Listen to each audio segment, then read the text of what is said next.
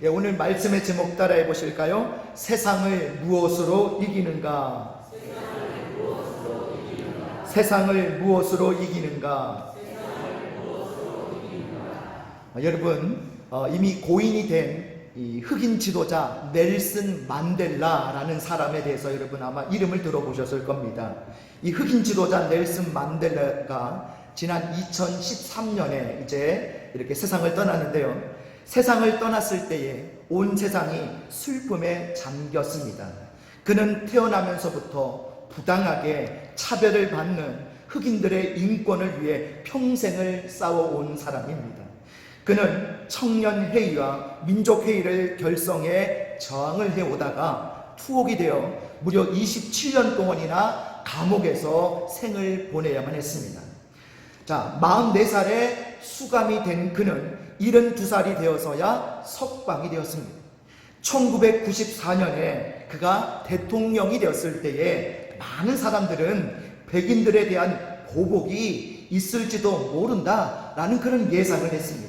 그러나 이 넬슨 만델라는요, 모두를 용서했습니다. 보복하기보다는 그동안 잘못된 아파르트하이트라고 하는 이 흑백 분리 정책을 철폐하면서 흑인과 백인 모두를 포용함으로 남아공의 미래를 밝게 열어간 지도자가 되었습니다.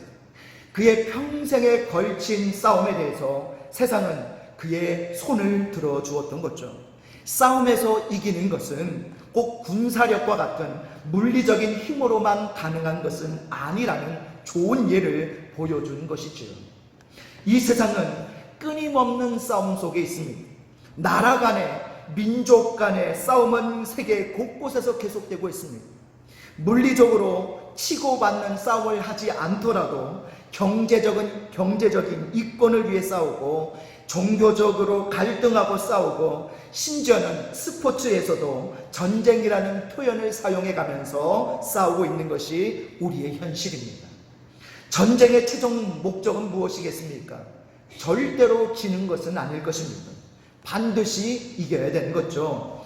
사실 우리의 삶의 현장도 전쟁터라고 말하지 않습니까? 그만큼 치열하다는 뜻일 것입니다. 그런데 믿는 우리는 세상 사람들과는 다른 싸움을 하고 있습니다. 그것은 보이지 않는 상대와의 싸움입니다. 그 싸움은 세속적인 문화, 죄악과 싸우는 싸움이요, 그 배후에 있는 악한 영들과의 싸움이며 사탄과의 싸움입니다. 이 싸움도 결코 패배해서는 안 됩니다. 그러므로 이 싸움에서 반드시 이겨야 하는 법을 배워야 할 줄 믿습니다. 자, 그렇다면 우리는 다음과 같은 질문을 던질 수 있을 겁니다. 이 싸움에서 우리는 어떻게 해야 이길 수 있을까요?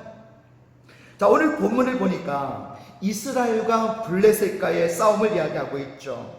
자, 두 번에 걸친 싸움이 있는데 첫 번째 싸움에서 이스라엘은 블레셋에게 패배를 당했죠. 자, 이스라엘은 이 패배에서 처음에 4,000명이나 되는 군사를 잃게 돼요. 이스라엘이 패배하고 돌아오자 이 이스라엘 장로들이 이 패배의 결과에 대해서 탄식하면서 원인을 분석하기 시작합니다. 그러면서 다음과 같이 행동하기로 결의를 하게 됐죠. 우리 사무엘상 4장 3절을 같이 했습니다. 시작. 백성이 진영으로 돌아오매 이스라엘 장로들이 이르되 여호와께서 어찌하여 우리에게 오늘 블레셋 사람들 앞에 패하게 하셨는고 여호와의 언약궤를 실로에서 우리에게로 가져다가 우리 중에 있게 하여 그것으로 우리를 우리 원수들의 손에서 구원하게 하자 하니.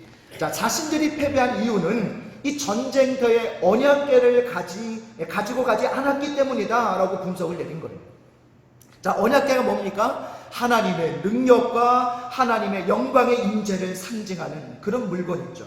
그러므로 언약궤를 전쟁터에 가지고 가는 것은 곧 하나님의 도우심을 바라는 것이고, 나아가서는 하나님께서 친히 이스라엘의 대적들과 전쟁하시는 것을 의미하는 겁니다.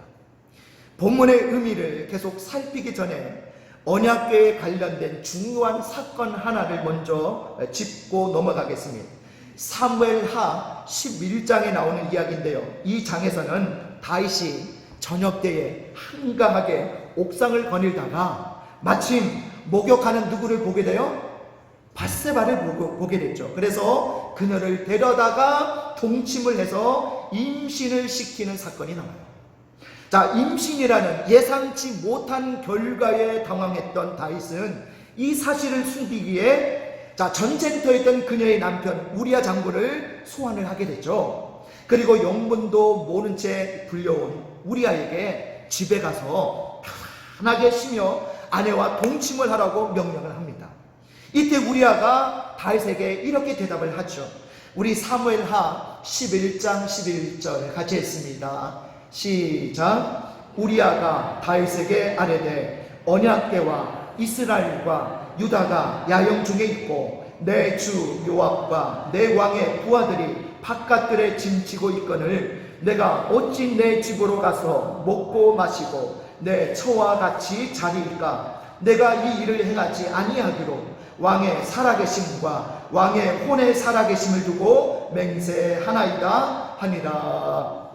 자, 우리아는 자신이 편히 쉴 수 없는 여러 이유들을 말하고 있는데요. 그런데 그 중에서 가장 먼저 언급되고 있는 게 뭡니까?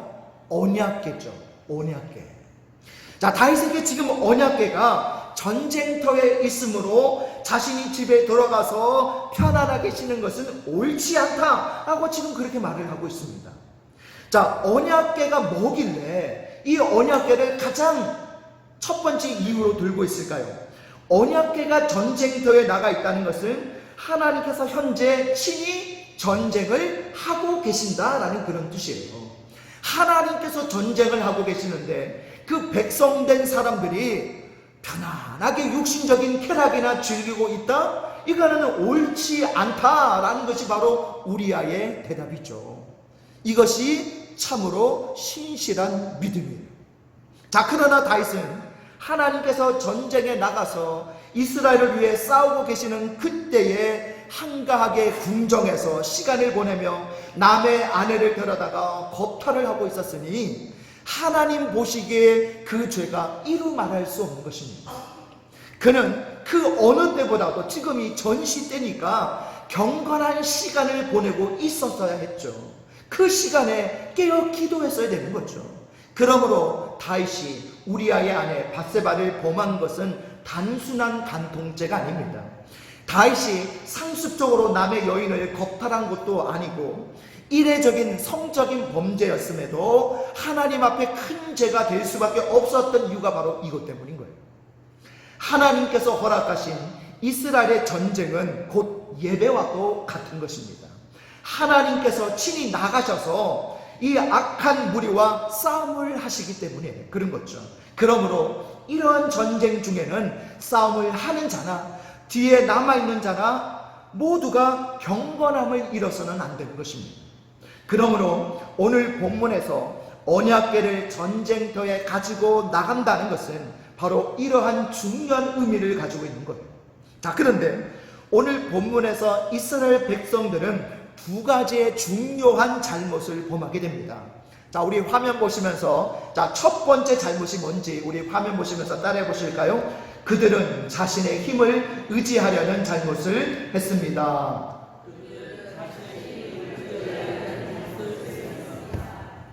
자, 처음부터 언약궤를 가지고 나갈 생각을 하지 않았다는 것은 전쟁에 앞서서 그들은 자신들의 군사적 힘만을 의지했다라는 증거가 되는 거죠. 자, 그들은 의기양양하게 자신들의 숫자만 믿고 그들이 가진 무기만 믿고 전쟁터에 나간 거예요. 자, 이것은 당연히 큰 교만이 아닐 수가 없습니다. 사무엘상 3장 1절에 보면요, 이런 구절이 나와요. 여호와의 말씀이 희귀하여 이상이 흔히 보이지 않았다라고 말씀합니다. 이 말씀에도 나와 있다시피 이 당시 사사시대인데요, 이 당시 이스라엘은 영적으로 어둠의 시대였습니다. 말씀이 희귀하여 이상이 흔히 보이지 않았다는 것은요, 이스라엘 백성들이 하나님과 관계가 없는 삶을 살았다는 뜻이에요. 하나님과 가까이 하지 않고 자신의 뜻대로 살던 사람들이 중요한 문제 앞에서 하나님을 의지하지 않고 자신들의 힘을 믿는 교만함을 나타내고 있다는 거예요. 그런데 어찌 보면 당연한 일이었을지도 모릅니다. 왜요? 하나님과의 관계가 없으니 교만하게 행동하는 게 이건 뭐 뻔한 일이죠. 마찬가지로 이 땅에 그리스도인이라는 이름을 가진 우리는 얼마나 하나님을 의지하며 살고 있습니까? 우리의 인생도 우리의 것이 아니고 하나님의 것이며 하나님께서 이끄시지 않으시면 우리는 이 세상을 살아갈 수 없는 존재입니다. 이것을 우리가 분명히 안다면 반드시 하나님의 도우심을 필요로 할 수밖에 없고 하나님의 도우심을 얻기 위해서 반드시 기도하지 않을 수 없는 것입니다.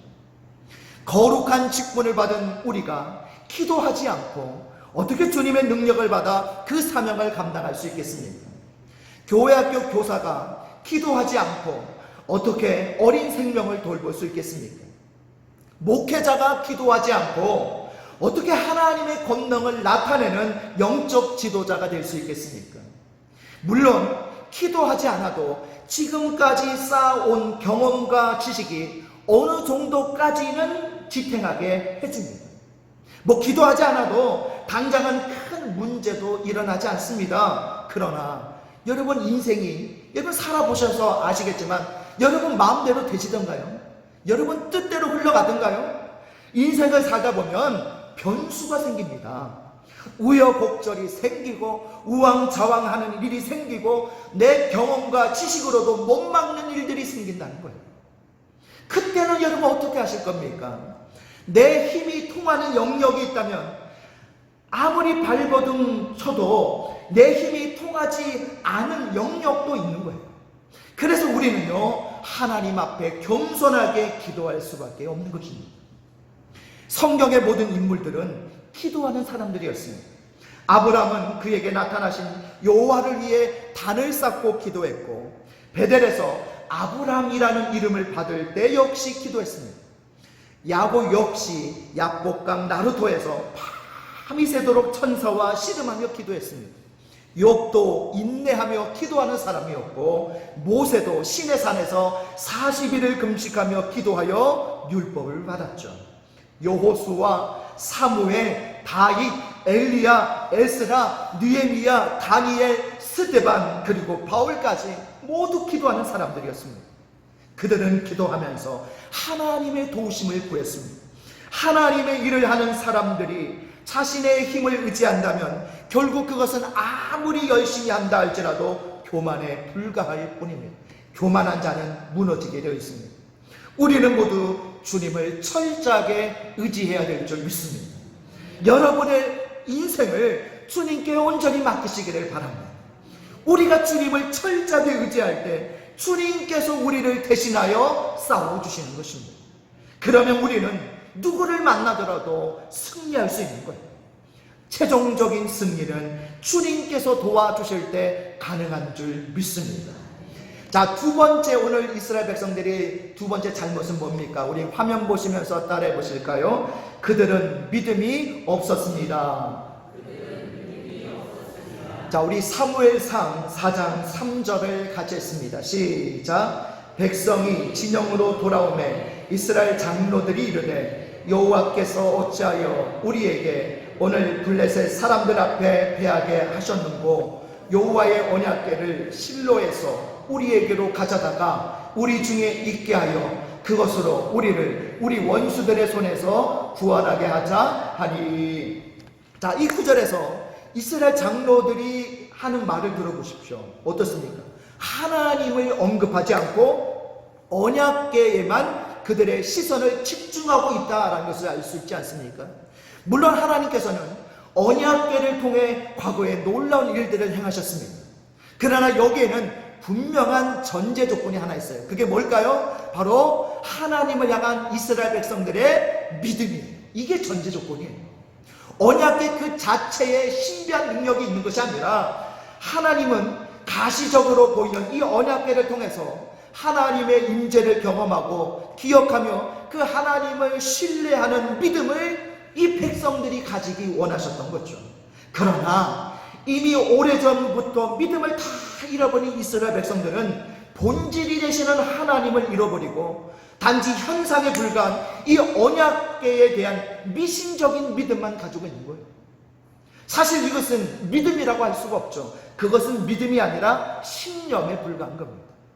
우리는 종종 믿음과 신념을 혼동할 때가 많습니다. 믿음에 대한 정의는 신약과 구약에서 약간의 차이가 있는데요. 신약에서의 믿음은 우리를 위해 십자가에서 죽으신 예수님께서 3일 만에 다시 사신 부활을 믿는 것이요, 또한 부활하신 주님을 내 인생의 주인으로 고백하고 그분에게 전적으로 헌신하는 삶을 살겠다고 하는 결단과 순종이 뒤따르는 것, 이게 바로 신약이 말하는 믿음입니다. 자, 그러나 구약에서는요, 애굽의 종되었던 이스라엘 백성들을 자유케 하시고 모든 이방 민족들 가운데 그 사랑하는 백성들을 지키시고 보호하시는 하나님을 향해 전적인 신뢰를 갖는 것, 이게 바로 구약에서 말하는 믿음이에요. 자, 그러나 오늘 본문의 이스라엘 백성들은 그런 신뢰를 바탕으로 한 믿음을 찾아볼 수가 없습니다. 그저 언약궤를 앞세우고 나가면 전쟁에서 승리할 수 있을 것이라는 그런 헛된 미신과도 같은 그런 신념만 가지고 있었을 뿐이죠. 오늘날 많은 교회가 이런 신념들을 가르치고 있다는 것은 참으로 안타까운 일입니다. 여러분, 조엘 오스틴이라는 여러분 목사님 이름 들어보셨죠? 조엘 오스틴, 아주 미국의 유명한 목회자인데요. 그분의 교회는 지금도 수만 명이 모입니다. 자, 기독교인이라고 한다면 한 번쯤은 읽어보았을 긍정의 힘, 그 유명한 책의 저자가 바로 이 조엘 오스틴 목사님이신데, 그분의 책을 읽다 보면 막 힘이 솟아나는 것을 느낄 수 있습니다. 당장에 나도 무언가를 할 수 있을 것 같고 막 잘 될 것 같고 금방이라도 막 당장의 부자가 될 수 있을 것 같은 그런 느낌이 들게 만들어요. 자, 그러나 그분의 책이나 그분의 설교를 이렇게 보면요, 그분의 메시지에 절대 나오지 않는 것들이 있습니다. 바로 뭐냐? 바로 십자가, 죄, 회개, 죄인 등의 단어가 절대 나오지 않아요. 이분은요, 의도적으로 이 단어들을 사용하지 않습니다. 그분이 가장 강조하는 것은 긍정적인 생각이에요. 내가 잘 된다고 생각을 하면 하나님께서 잘 되게 해주신다는 것이죠. 그래서 그분은 언제나 웃고 다닙니다. 물론 웃는 거 좋은 일이지만, 이분은 좀 뭐라고 해야 되나? 좀 의식적으로 일부러 그렇게 웃고 다녀요. 언젠가 미국의 유명한 토크쇼죠, 레리 킹이 진행하는 이 토크쇼에 출연해서도 내내 웃음을 잃지 않은 모습을 보여줬는데, 이분의 웃음도 사실은 다 계산된 겁니다. 그분에게는 고통당하는 그리스도나 그 고난에 동참하는 그리스도인이란 있을 수 없습니다. 그분은 십자가의 고통을 절대 말하지 않아요. 그저 긍정적인 생각을 가지는 것이 믿음이다라고 이렇게 가르친다는 거예요. 그러나 이것은 믿음이 아닙니다. 말씀드린 대로 이건 믿음이 아니라 신념일 뿐이에요. 그런데 신념에 가난한 세상 사람들도 우리에게 절대 뒤지지 않는다는 것을 우리는 알아야 됩니다. 자, 우리 본문 사무엘상 4장 9절을 같이 했습니다. 시작. 너희 블레셋 사람들아, 강하게 되며 대장부가 되라. 너희가 히브리 사람의 종이 되기를 그들이 너희의 종이 되었던 것 같이 되지 말고 대장부 같이 되어 싸우라 하고. 자, 이스라엘 사람들이 여호와의 궤를 앞세우고 다시 한번 전쟁터에 나오며 전의를 불태우게 되죠. 그래서 그들은 크게 함성을 지르면서 전진을 했는데 그 함성 소리가 얼마나 컸던지 땅이 마치 울리는 것 같았다라고 오늘 5절에서 말씀하고 있어요. 자, 이런 모습에 블레셋 사람들이 어떻게 해요? 잠시 두려움에 빠집니다. 그러나 그것은 잠시뿐이었어요.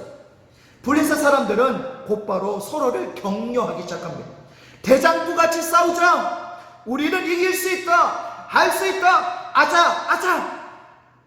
그들은 승리에 대한 분명한 확신을 갖고 있었어요. 용감하게 싸워서 이스라엘을 다시 한 번 더 쳐부수자라고 서로를 격려하고 있지 않습니까? 전쟁에서 이길 것이라는 확신은 블레셋 사람들이 이스라엘 백성들보다 더 강한 모습을 보여주고 있죠. 자, 결과는 어떻게 됐어요? 결국 두 번째 전투에서도 블레셋이 승리를 하게 되었고, 이스라엘은 첫 번째 싸움에서보다 더 큰 피해를 입게 됩니다. 이 두 번째 전투에서는 무려 3만 명이나 죽게 되고, 심지어 이 언약궤까지 블레셋에게 빼앗기고 마는 이런 엄청난 비극이 일어나게 됐죠.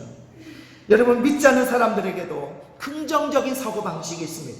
앞으로 잘 될 것이라는 확신이 있어요. 오히려 믿는 우리보다 모든 일에 있어서 더 낙관적인 사람들이 얼마나 많습니까? 믿지 않는 사람들 보십시오. 정말 열심히 삽니다. 미래에 대한 확신이 있습니다. 그런 자기 확신을 갖고 공부도 열심히 하고 일도 얼마나 열심히 하는지 몰라요. 여러분, 그렇다면 믿는 우리가 이 세상을 무엇으로 이길 수 있을까요? 긍정적인 마인드 가지고 나가서 승리합니까? 강한 의지나 신념 가지고 나가서 싸워 이깁니까? 돈을 가지고 이기나요? 그렇지 않습니다. 우리는 믿음을 가지고 나아가야 될 줄 믿습니다. 자, 그런데 현대 기독교인 중에 일부가 잘못된 믿음을 가지고 있다는 거예요. 믿음이 아닌 것을 믿음으로 오해하고 이걸 마치 믿음으로 여기고 있다는 것입니다. 자, 그 잘못된 믿음에 대한 잘못된 게 뭐냐? 첫 번째, 우리 화면 보시면서 따라해 보실까요? 주관적인 감정을 믿음이라고 생각합니다. 의외로 기독교인이라는 사람들이 예수 그리스도의 신성과 성육신, 그분의 육체적인 부활, 우리 죄를 위해 죽으신 성경의 기적들을 믿지 않는 분들이 의외로 많습니다. 그럼에도 그들은 자신들을 기독교인이라고 진지하게 생각을 한다는 거예요. 이것은 믿음이 아니에요. 믿음의 기초가 말씀이 아니라 자기의 주관적인 깨달음이나 감정의 기초를 두고 있는 거죠. 이것을 믿음으로 착각하고 있다는 것입니다. 자, 두 번째는 따라해 보실까요? 마음에 소원을 두고 있는 것을 믿음이라고 생각합니다.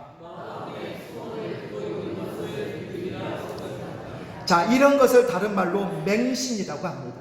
자, 어떤 것이 이루어지기를 간절히 바라는 마음은 우리에게 물론 필요합니다. 그러나 이것이 너무 지나치면 맹신이 되고, 이런 맹신을 믿음이라고 착각하는 사람들이 많이 있다는 거예요. 어떤 의사 부부가 한 교회에 등록을 하게 되었습니다. 자, 그런데 그 부부의 딸이 날 때부터 선천적으로 내성마비에 걸려서 사지를 사용할 수 없을 뿐더러 말도 못하고요, 사람들과 시선도 못 마주칠 정도로 굉장히 중증이어서 늘 휠체어를 타고 다녀야만 했습니다. 자, 그런데 그 교회 목사님이 교인들에게 이 아이의 병을 낫게 해달라고 우리가 기도하자라고 예배 시간에 공개적으로 선포를 하게 됩니다. 하나님께서는 능력이 많아서 못하시는 일이 없다고 하면서 말이죠. 자, 하나님께서 전능하시다는 것에 누가 이의를 제기할 수 있겠습니까? 하지만 과연 그것이 온전한 믿음일까요? 믿음이라는 것은 하나님을 신뢰하는 것이지 하나님을 자신이 바라는 대로 움직이려고 하는 것이 아닙니다. 우리가 마음에 소원을 두고 믿음으로 기도하는 일은 필요합니다. 해야죠. 그러나 우리의 소원대로 하나님께서 무조건 다 100% 이루어 주셔야 된다라는 생각은 이건 잘못된 믿음인 거예요. 자, 세 번째 따라해 보실까요? 낙관주의를 믿음이라고 생각합니다. 자, 믿음이 좋은 사람일수록 긍정적인 생각과 말과 행동이 잘 나타났죠. 자, 그러나 긍정적인 생각과 말과 행동이 잘 나타난다고 해서 그 사람이 무조건 믿음이 좋은 사람이라고는 말할 수 없죠. 선천적으로 믿음과는 상관없이 긍정적이고 낙관주의적인 성격이 있기 때문에 그렇습니다. 그래서 믿음이 좋은 것과 믿음은 같은 것 같지만 사실 다릅니다. 믿음이 좋다는 것은 굳이 믿음이 아니더라도 타고난 성품이나 그 사람의 성숙도에 따라서도 얼마든지 나타날 수 있기 때문에 그런 거예요. 그래서 우리는 낙천적이고 긍정적인 성격을 마치 믿음이라고 착각할 때가 있습니다. 힘든 일이 있어도 난 할 수 있어, 난 잘 될 거야, 이것을 수없이 반복하며 스스로에게 자기 주문처럼 그렇게 외치면서 이것을 믿음이라고 착각하고 있는 거죠. 그러나 믿음이라는 것은 신뢰를 말하는 것입니다. 내게 여전히 질병이 있어도, 여전히 내가 가난해도, 내가 편안하지 못해도 하나님께 대한 신뢰, 예수 그리스도께 대한 신뢰를 잃지 않는 것이 바로 그게 믿음인 거예요. 초대교회는요, 로마라고 하는 그 끝이 보이지 않는 엄청난 세력과 싸워왔습니다. 그러나 그 무기는 사람의 숫자도 아니고 칼과 창도 아니었습니다. 오로지 믿음을 가지고 싸웠다는 거예요. 그 과정에서 수많은 그리스도인이 맹수의 밥이 되어 죽고, 악한 황제의 명령에 의해 불에 타 죽거나 갖가지 온갖 잔인한 방법으로 목숨을 잃었습니다. 그럼에도 이들은 끝까지 굴복하지 않고 부활하신 예수 그리스도를 증거하며 믿음을 버리지 않았다는 거예요. 그 거대한 이 로마 제국이 그리스도를 믿는 국가가 될 수 있었던 것은 바로 믿음을 가지고 싸웠던 그리스도인들 때문입니다. 여러분이 세상에서 승리할 수 있는 방법은 이것뿐이에요. 돈을 벌어서 이겨보겠다는 생각 버리십시오. 많이 공부해서 이겨보겠다는 생각도 버리시고, 내가 몸짱이 돼서 이겨보겠다는 생각도 버리십시오.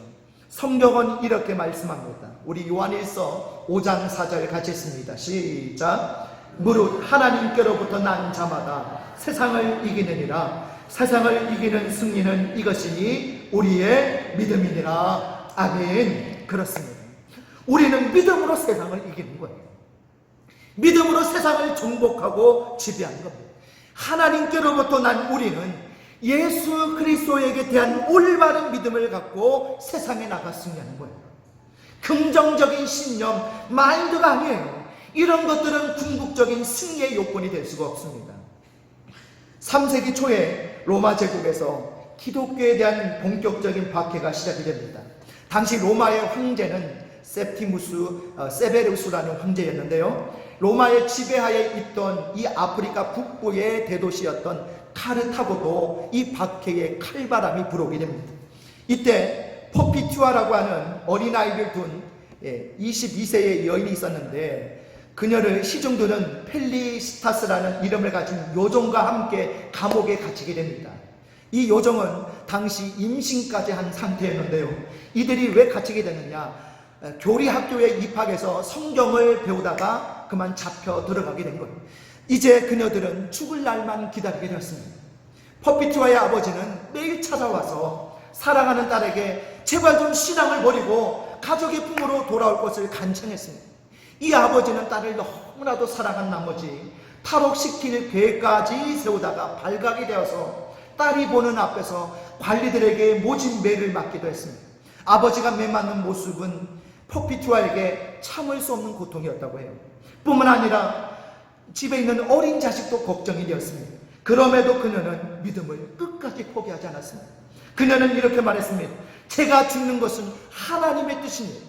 왜냐하면 저는 모든 것을 하나님께서 주관하시는 줄 확실히 믿기 때문입니다. 사형 집행일이 다가왔을 때 먼저 그녀의 요종 펠리스타스가 맹수에게 던져졌습니다. 임신까지 한 그녀가 맹수들에 의해서 끔찍하게 죽어가는 모습은 당시 타락한 관중들도 참아 보기에 힘든 장면이었습니다. 관객석 여기저기서 그만, 제발 좀 멈춰 라는 소리가 들려올 정도였어요. 그 모습을 다 지켜본 퍼피투아도 죽을 차례가 되었습니다. 그러나 그녀는 맹수에게 던져지지 않고 참수형을 당하게 되었는데요, 목이 잘리기 직전에 그녀는 이렇게 외쳤다고 합니다. 형제들과 자매들에게 전해주세요. 믿음 안에 굳게 서고 서로를 사랑하며 우리가 당한 환난이 믿음의 거친 돌이 되지 않게 하세요. 사형은 곧 집행됩니다. 그런데 이 건장한 검도사는 실수를 했던지 그만 한 번에 그녀의 목을 자르지 못했습니다. 퍼피투아는 고통으로 몸부림을 칩니다. 그러면서 잠시 망설이고 있는 이 검도사의 칼을 자신의 목에 갖다 대게 합니다. 마침내 두 번째 칼을 휘두르고서야 그녀의 숨이 끊어지게 됩니다. 이후에 기독교의 박해는 멈추게 됩니다. 결국 퍼피투아가 승리한 거죠. 승리는 칼을 가진 자가 얻는 것이 아니라 하나님께 대한 믿음을 가진 자가 얻는 것입니다. 여러분, 믿음을 가지고 세상에 나아가십시오. 승리에 대한 확실한 보증은요, 믿음이라는 사실을 늘 기억하며 사시는 여러분들이 되시기를 바랍니다. 그래서 믿음으로 세상을 이기고 유혹과 죄악과 시험과 환난을 이길 수 있는 믿음의 삶이 되시기를 주님의 이름으로 축복합니다.